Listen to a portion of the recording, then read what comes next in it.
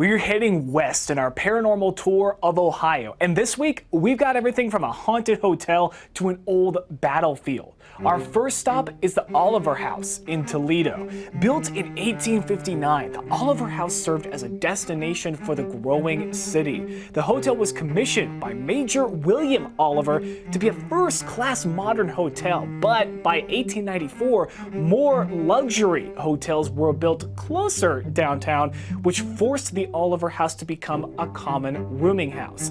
In 1919, the hotel was gutted and converted into an industrial plant by Edward N. Riddle. The building exchanged owners throughout the years, housing one manufacturing company after another, but eventually returned to public ownership, where it was restored to its original design. The Oliver House is now home to the Maumee Bay Brewing Company, where it has once again become a center for social gatherings. Over the years, guests have claimed to see ghosts while visiting, the most common being one known as the Captain, who regularly appears in full uniform. The hotel served as a medical center during the Spanish-American War, which many believe is how the spirits came to the grounds.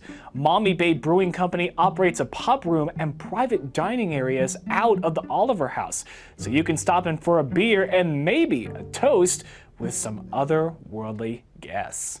Next, we head down to Fort Meigs in Perrysburg, named after Ohio Governor Jonathan Meigs Jr. The fort was built as a response to British attacks in the War of 1812.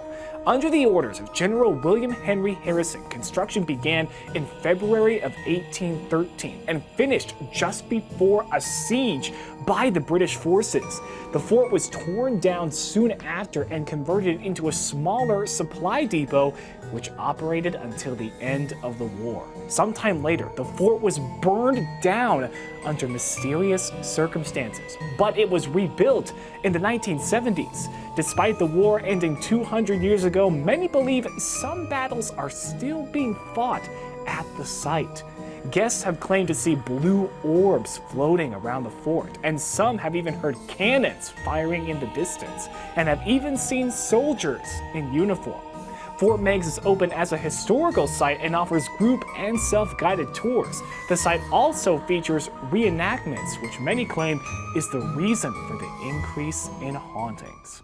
Our last stop is a more recent addition to the paranormal world. The South Main School in Bowling Green was established in 1890, but throughout the years, the building went under several renovations as more rooms were added and the school expanded. But the area came under harsh criticism as traffic along Main Street increased past the implemented safety guidelines.